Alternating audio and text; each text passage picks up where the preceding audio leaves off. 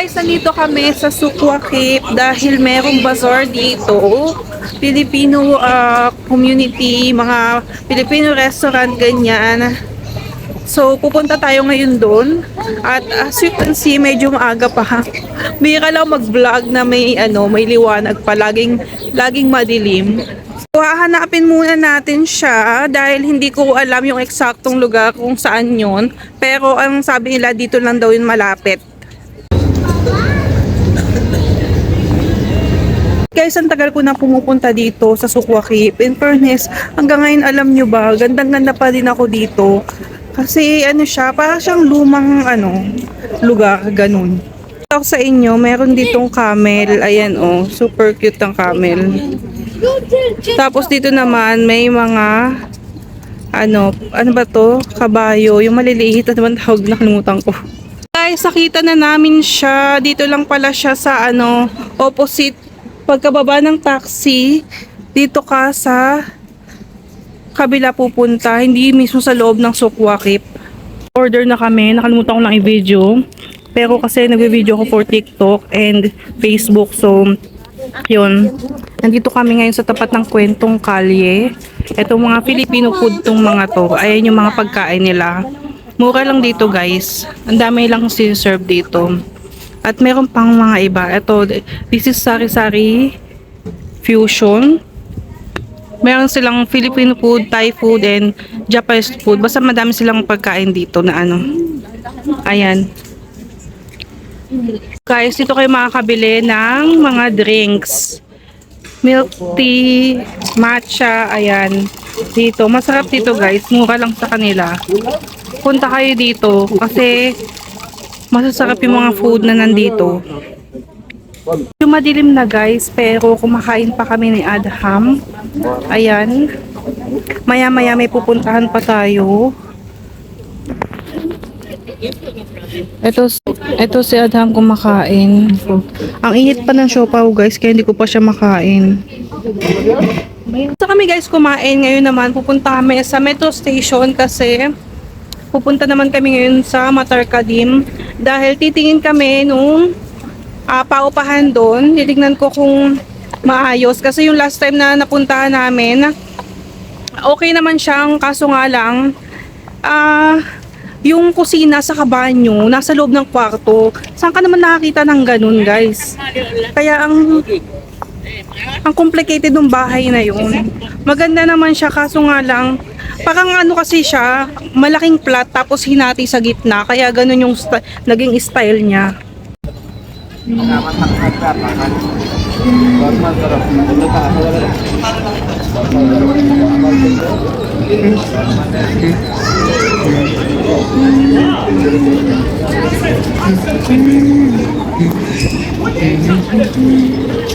Guys, bilihan to ng mga pagkain. Ito naman halo-halong pagkain dito. May Arabic food, may basta kung ano-ano, hindi ko alam yung tawag yung iba. Guys, pababa na kami ng Matarkadi Metro Station. At dito kami sasakay ngayon ng Uber. Kasi hindi ko talaga alam kung saan eksaktong lugar. Pero sinend sa akin nila yung location map. So, from here, mag-Uber tayo.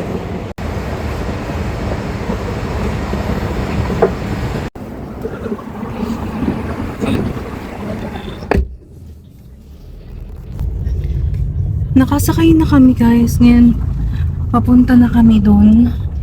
Malapit lang naman ata dito. Kaya mabilis lang din.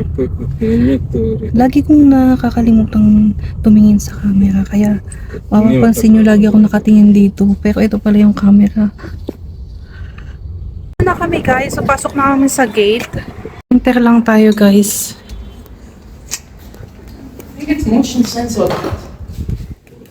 Akit daw tayo sa first floor. Hala guys, nabubuksan pag dinaanan mo, magbubukas yung ilaw. It's motion sensor. Yeah. It's motion sensor. Akit tayo sa taas. So guys, This is the house. ito yung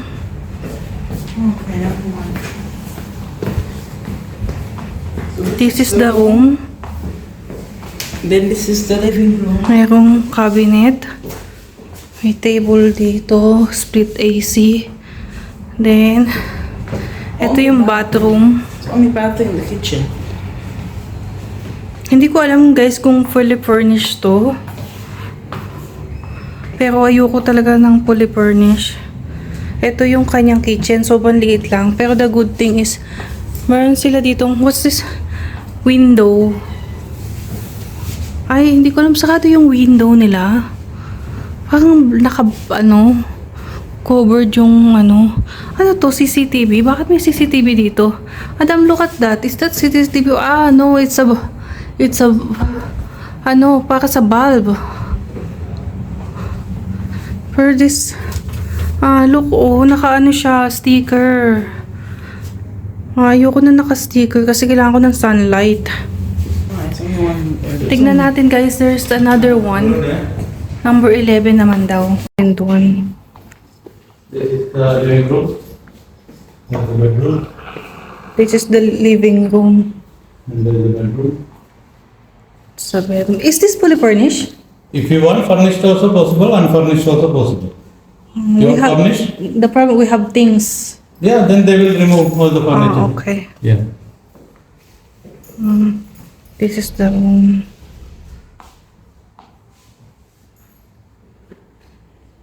Okay, Marcel, itong cabinet. Good thing meron ding window dito. Ito yung kitchen. How much is this one? This is 27. 2.7. The other one, Other one also same.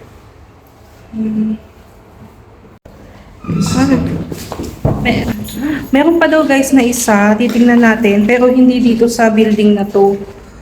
Ibang building naman, pero malapit lang din dito.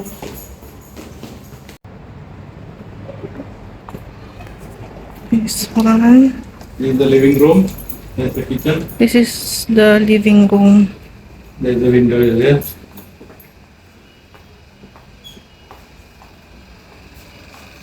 Small kitchen. How much is one, brother? This is 2.5. 2.5. This is the bedroom, big bedroom. And the bathroom. Yeah. The cleaning not finished, painting also not finished.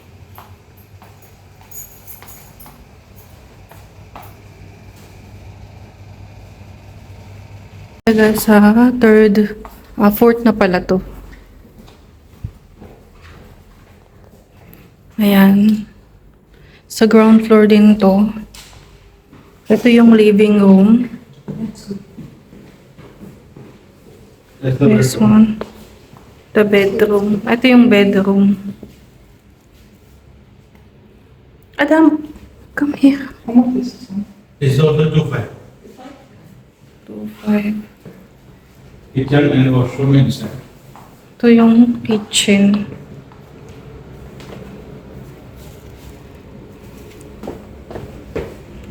Ito.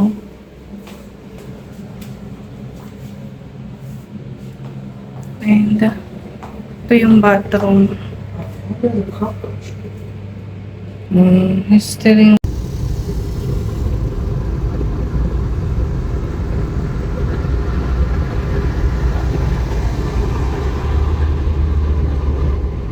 naglalakad na kami guys dito sa metro station. Sorry. Napakan ko siya. Naglalakad ka na kami dito sa metro station. Pauwi na kami. Yung ano nila, yung bahay nila, kailangan mo pang sumakay papunta dito sa metro station.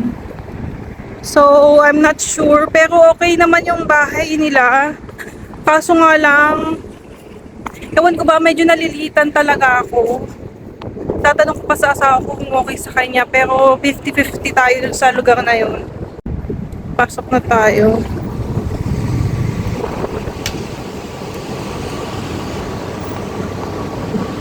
Kita na lang tayo sa pagbaba namin.